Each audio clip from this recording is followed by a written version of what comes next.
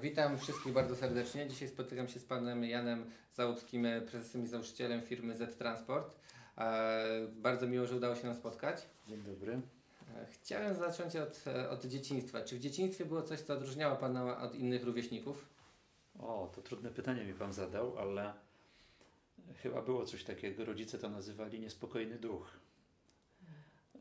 No, cały czas chciałem coś nowego. Zaczynałem różnego rodzaju pasje, cały czas próbowałem uczyć się różnych aktywności, często sportowych, ale też takich związanych z techniką, z majsterkowaniem.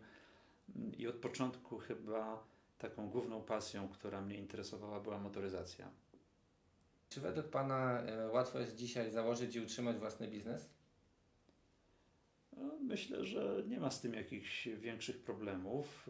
Oczywiście warunki funkcjonowania obecnie są zupełnie inne niż te, które ja znam i które dla mnie były aktualne w momencie, kiedy zaczynaliśmy biznes, ale wydaje mi się, że każdy czas jest dobry, każdy czas ma swoje określone uwarunkowania. Trzeba po prostu chcieć i, jak my to mówimy, brać sprawy w swoje ręce. Oczywiście kwestia utrzymania firmy i jej strategii to jest jakby inna kwestia i sprawa, którą należy bardzo dokładnie przemyśleć i zaplanować, ale moim zdaniem młodzi ludzie mają w tym momencie bardzo duże możliwości i powinni z nich korzystać. Czy według pana system nauczania jest odpowiedni do tego, aby młody człowiek po zakończeniu edukacji mógł zacząć pracę w firmie, między innymi takiej jak pana? No tutaj zdania są podzielone i my też mamy jakby jakieś tutaj swoje spostrzeżenia w tym zakresie. Na pewno bardzo dużo do życzenia pozostawia szkolnictwo zawodowe. My tutaj bardzo mocno narzekamy na ten obszar i też próbujemy jakby podpowiadać czy kreować jakieś własne rozwiązania. Ustawa edukacyjna, która trochę ograniczyła szkolnictwo zawodowe, czy postawiła pewnego rodzaju preferencje na inny rodzaj szkolenia, powoduje, że w tym momencie jesteśmy w takim okresie, gdzie każde ręce do pracy są ważne i potrzebne. Doszedł do tego jeszcze otwarty rynek pracy w Europie, różnego rodzaju możliwości dla młodych ludzi, wyjazdy z kraju. Także system szkolenia zawodowego na pewno musi być zrewitalizowany i musi zostać poczyniona bardzo gruntowna praca w tym zakresie. Oczywiście możemy też zastanawiać się i ja tutaj też mam jakieś tam swoje spostrzeżenia dotyczące systemu szkolenia, w którym ja uczestniczyłem, gdzie było bardzo dużo materiałów i wiedzy, która nie do końca była potrzebna. Natomiast ja uważam, że budowało to horyzonty i ludzie, którzy uczestniczyli w tym szkoleniu w latach 80. czy 90., później sprawdzili się czy w własnej działalności, czy w różnego rodzaju innych konfiguracjach zawodowych. Pana firma zajmuje się m.in. transportem międzynarodowym, jak wiemy, szeroko pojętą spedycją. Czy jakie według pana cechy powinien mieć dobry spedytor i jakie może nabyć te umiejętności, skoro ten system mamy nie do końca rozwinięty tak, jak chcielibyśmy? My operujemy w obszarze usługi, która dedykowana jest jako wsparcie dla procesów importu, eksportu, sprzedaży czy kupna. Naszym klientem docelowym jest firma produkcyjna, firma logistyczna lub pojedynczy zleceniodawca.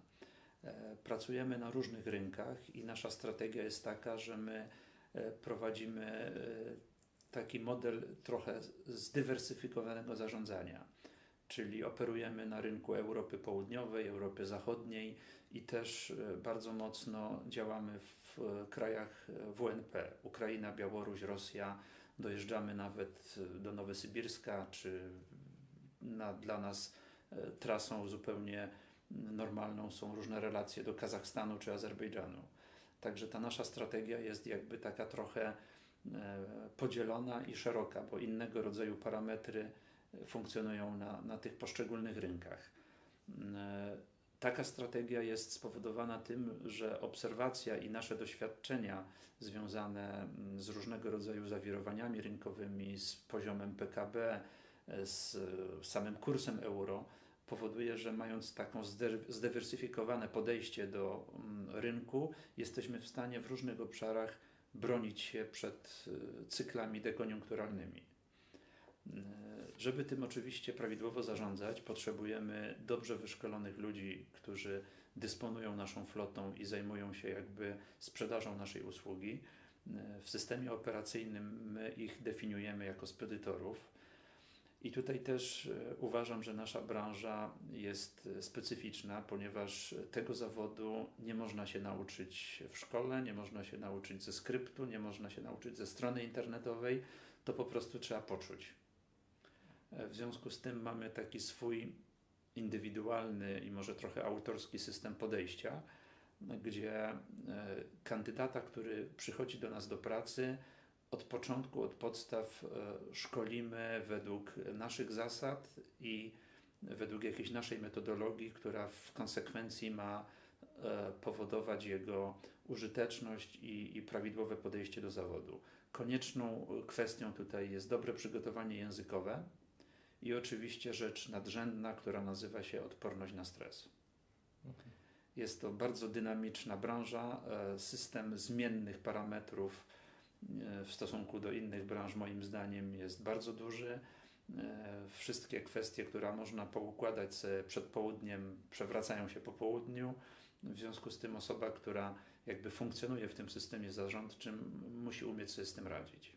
Jeśli mówimy o stresie, to czy ma Pan jakieś sposoby radzenia sobie ze stresem oraz czy jakieś są metody w firmie, które Pan polecałby?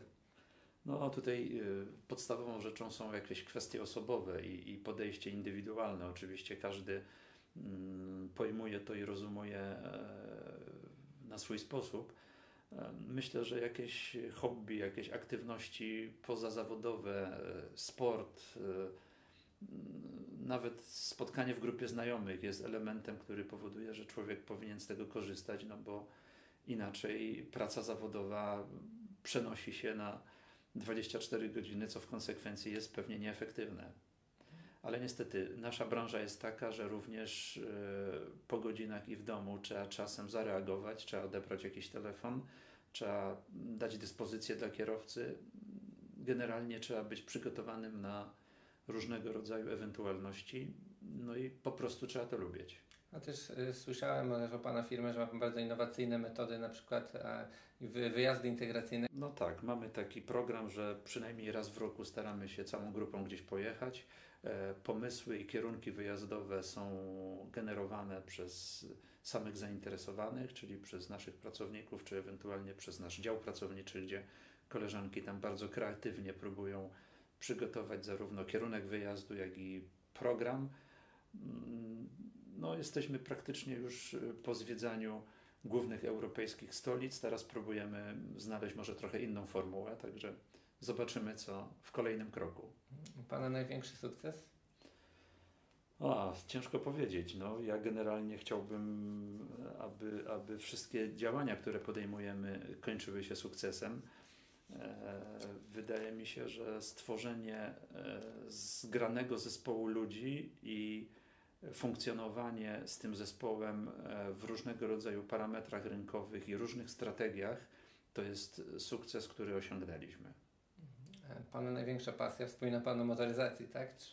No, ja generalnie to jakby te różne pasje u mnie się trochę ścierały, bo kiedyś tam dość profesjonalnie zajmowałem się sportem.